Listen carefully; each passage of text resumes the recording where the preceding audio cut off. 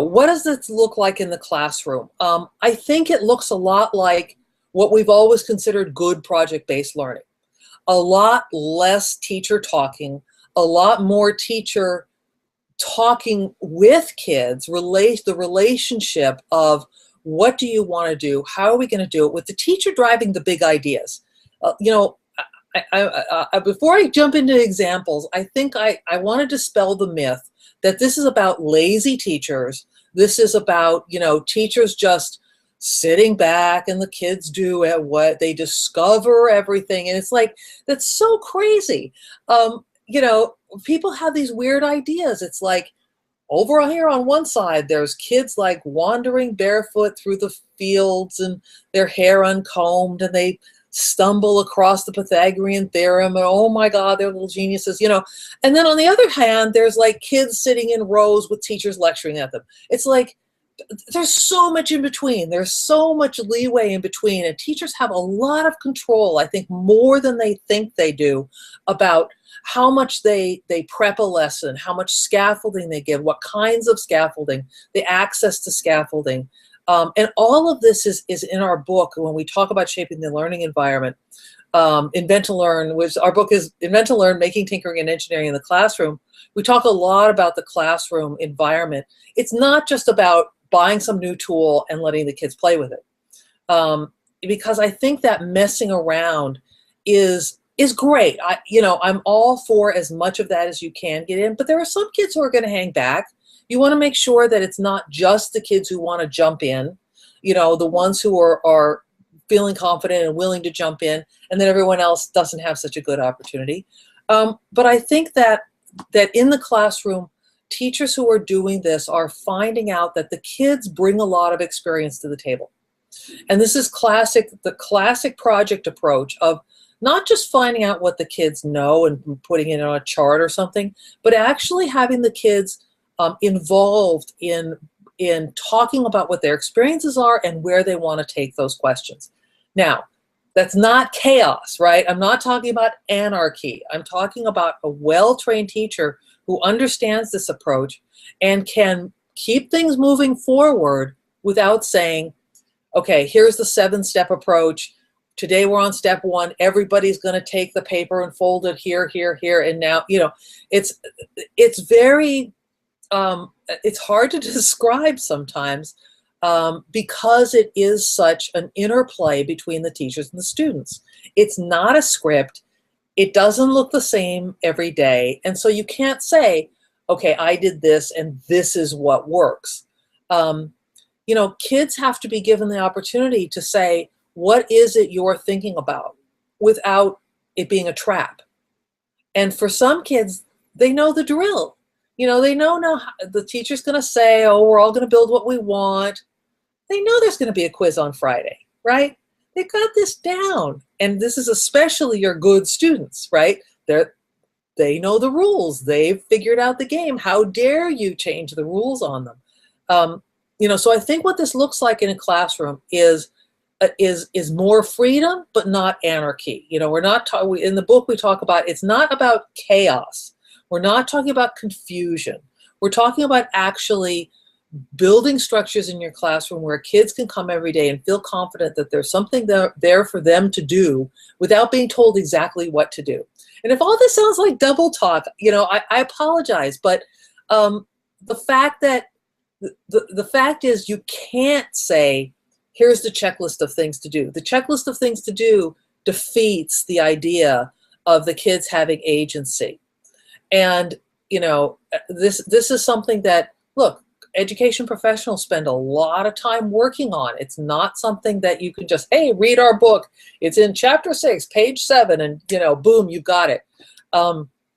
These are things that teachers build up to, and then sometimes they decide something doesn't work and they tear down. You know, actually, that's a lot like science. You know, when I was a working engineer, I was a working aerospace engineer, and we did a lot of tinkering in the lab. And I think people misunderstand science as sort of constant progression. You build one fact on top of another. You learn to do 2-digit addition, and then you do 3-digit addition. Okay, now I threw in a math example. But I think that's very much of a mistake.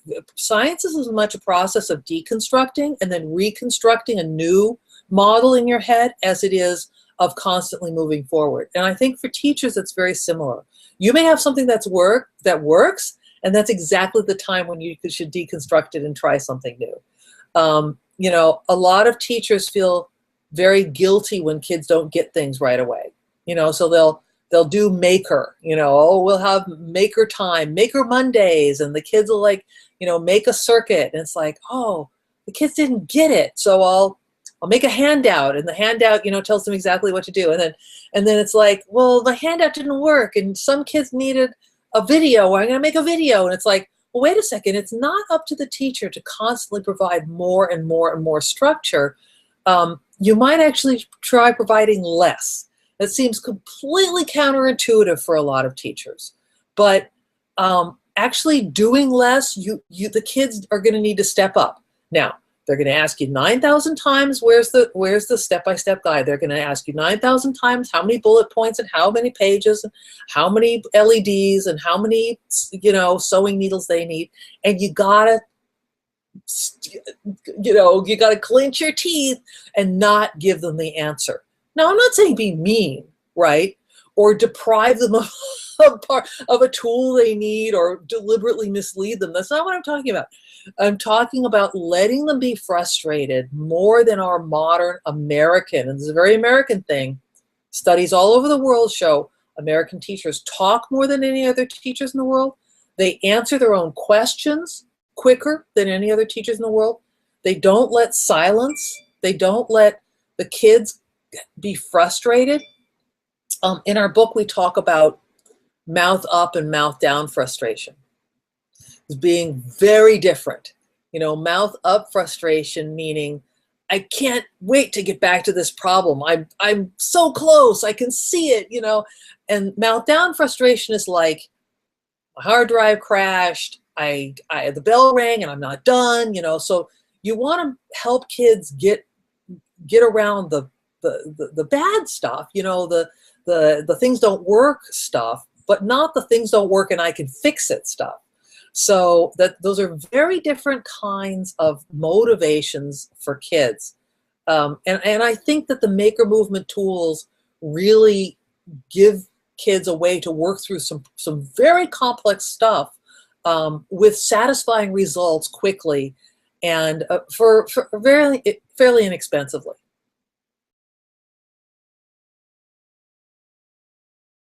So specific examples, I think that there are some very obvious examples, especially in the kind of middle school physical science area where you're teaching beginning electronics, where you're teaching beginning motion, where you can build things easily like little cars, and you can measure things. I think one of the gifts of this maker movement is the ability to measure.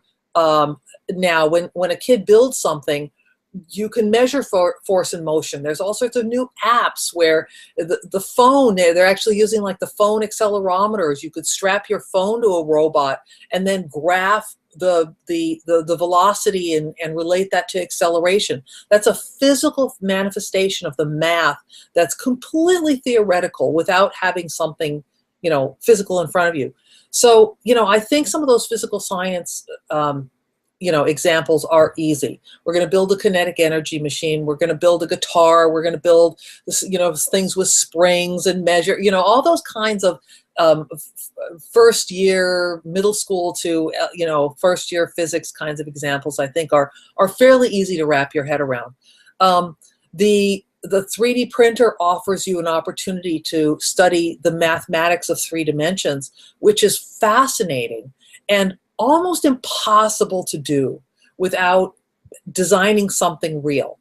And this is, the 3D printers are coming down in price all the time. They're not perfect. They're a little quirky. They're a little hard to manage. But yeah, everyone who has one is like, tell me about it. But it's all going to change. They're going to be better, they're going to be cheaper, they're going to be faster, they're going to be more reliable. But what I worry is that schools are then, vendors are going to make them bulletproof, right? We're going to hand you a printer and we're going to hand you a file, in the cloud. There'll be learning objects. I don't know what a learning object is, but I'm pretty sure it's a bad thing.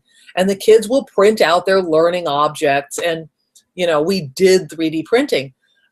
Anytime you can put the kids in charge of the design, put the students in charge of the process, they're learning things about the coordinate system, the 3 dimensions, like I said, math that we wonder why it's important. Well, it is important. It's just never been in textbooks before because it's impossible to do with paper and pencil. We've ignored this entire range of mathematics just because it's not textbooky, right? Or it can't be textbooked or invent all forms of words, of grammar.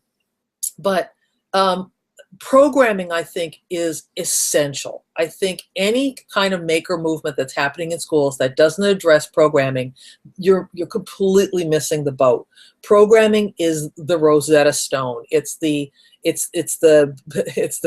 alpha and omega. It's the beginning and the end. It encompasses everything. And there's programming languages for every age, for every kind of project you could look at, and it gives you the opportunity to play with those mathematical models in a way that nothing else can. The computer is the most important invention of this century and the last century probably too. And, we're still asking if kids should learn to program.